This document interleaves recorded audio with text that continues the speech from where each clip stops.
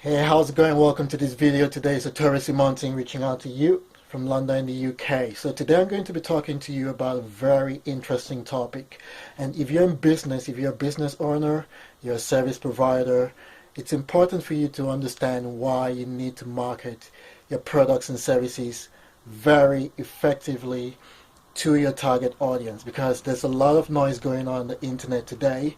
And if you do not know how to strategically position yourself online, then it's going to be really tough for you to be able to attract the kind of clients that you want to attract to your business to come and take up your services or buy your products.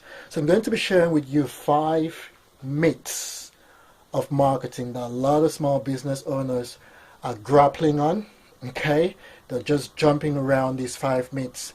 So what are these myths? So I'm going to start with number 1. Now the first myth that we're going to be busting today is the myth of a huge budget. Okay, I understand that if you want to market, if you want to advertise your products and services, you need some sort of budget. Okay, but you don't need a large budget like big corporations, big conglomerates. You're not to that level yet. Okay, they can afford to spend millions and billions in advertising, in product placement and all of that. But at this stage, you can't. So stop bugging yourself trying to compare yourself to large corporations. They have deep pockets, you don't. So use the resources you have and stop worrying yourself about, I don't have a large budget, therefore I can't advertise. I mean, I can spend £20, okay, on Facebook advertising and still generate leads.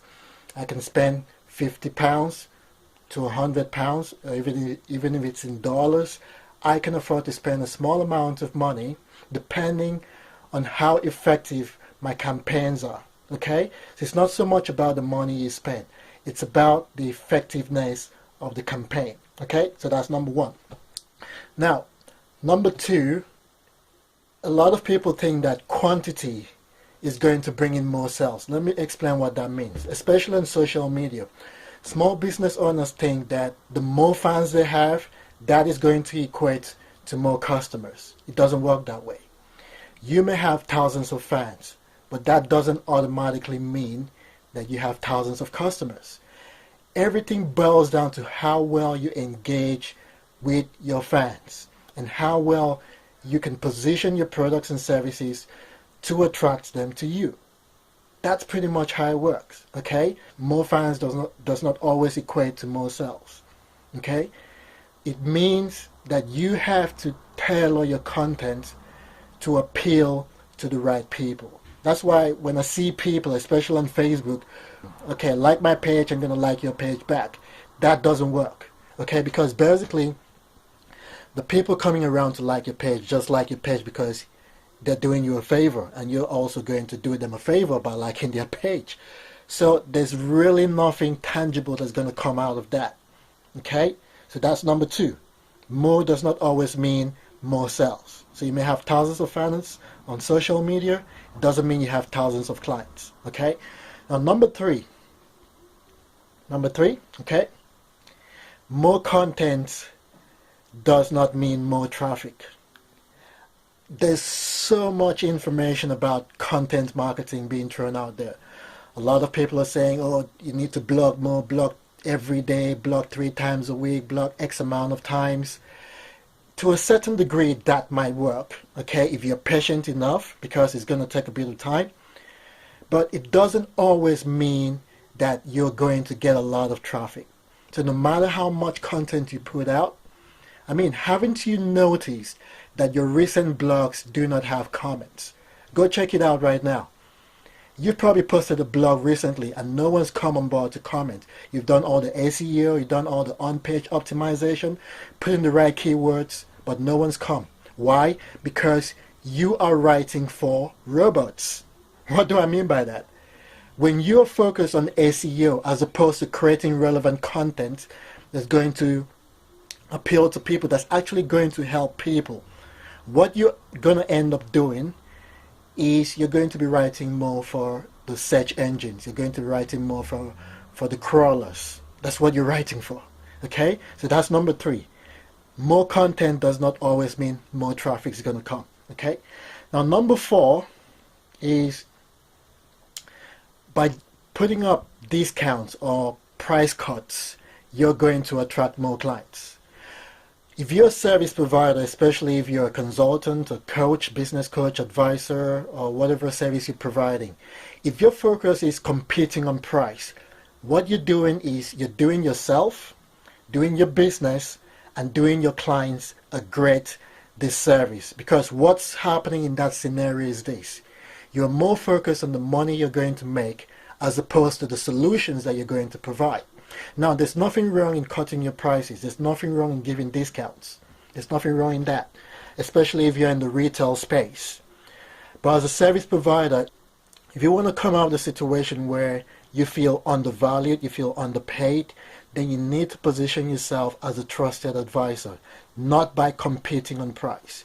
You need to demonstrate that you can actually give value. You need to demonstrate that you can actually help people, and that is how you're going to attract high paying clients. So it's not so much about, looking at what your competition is doing.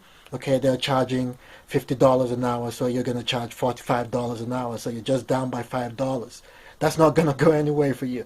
And what you're doing in that scenario is you're trading time for money. So it's almost as if you're working in your business as opposed to working on your business. Okay, so that's number 4. Okay, don't compete on price. Don't do that. All right. So number 5, which is the last aspect, and this is the part where a lot of small business owners feel it's not necessary. Now, a lot of business owners feel that they don't need help. They can do everything themselves. I felt that way as well. When I got started, I felt, I can do pretty much anything. And down the line, I realized that I actually couldn't achieve a lot of things by myself. Okay, so I got a mentor, and he taught me a lot of things, and based on what he taught me, I was able to implement. Okay, so it's not so much about learning, it's also about learning and implementing, because my philosophy is applied knowledge is power. That's what I believe in. A lot of people will say knowledge is power, and that's it. Knowledge is okay. You acquire knowledge and you're a step ahead of some people within your industry. But you have to go beyond just acquiring knowledge. You need to understand the importance of implementing. So if you're a small business owner, if you're a consultant, a service provider, and you've been struggling, you've been doing everything pretty much by yourself and you're not making headway, you've probably flatlined on your growth. You need external help. You need to bring on board a professional, someone who can come on board and mentor you or coach you and show you the ropes. There are a lot of businesses that do not have a system in their business, especially automated marketing and sales processes. If you do not have that in this day and age, you need to implement that. You need to integrate that in your business as fast as possible. Otherwise, you're going to play catch up, and you don't want that to happen for your business, okay? So that's pretty much it. So those are the 5 steps. I'm going to do a quick recap here. I kind of have a list in front of me, so I was looking from the list here. So the first thing we talked about is large budget in order for you to succeed. You don't really need a large budget for you to market your products and services, okay? And number 2, we talked about a lot of people saying they need more fans on social media in order for them to succeed. More does not always equate to more sales, okay? And number 3, we talked about traffic, okay? Putting up a lot of content and expecting traffic to come.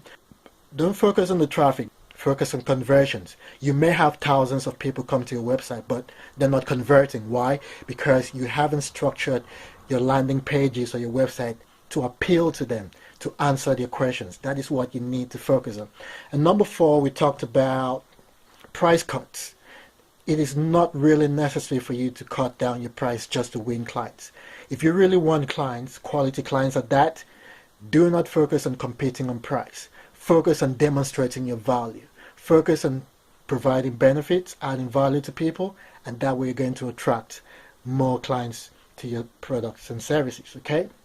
And number 5, talked about the importance of getting help, okay? Because a lot of people think they don't need help, they can do things by themselves. You can only do so much by yourself. But once you have someone to come on board to coach you, train you, mentor you, then that's going to go a long way. You're going to experience an exponential growth in your business. So I hope those tips were helpful.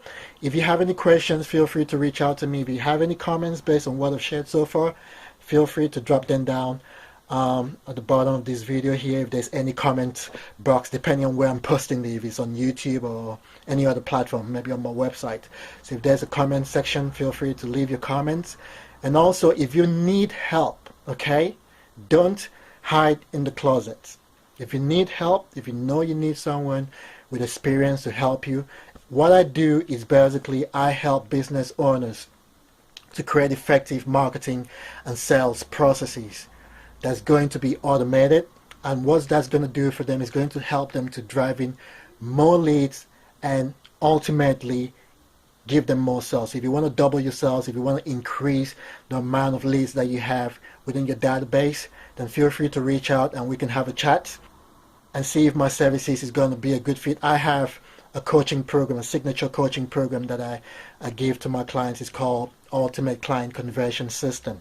So we could have a chat about that as well and see if it's a good fit. If it's a good fit for the two of us, then I'm going to invite you to become a client. If it's not, we could shake hands virtually and just part ways, okay? So the main thing is for you to get value. That's the important aspect. It doesn't matter if you come on board as a client or not. The most important thing is for you to get results. That's the most important thing. So whether you come on board my program or someone else's program, the important thing is for you to scale your business. So hope that helps. Wish you all the best. Torvald Simonting signing out. God bless.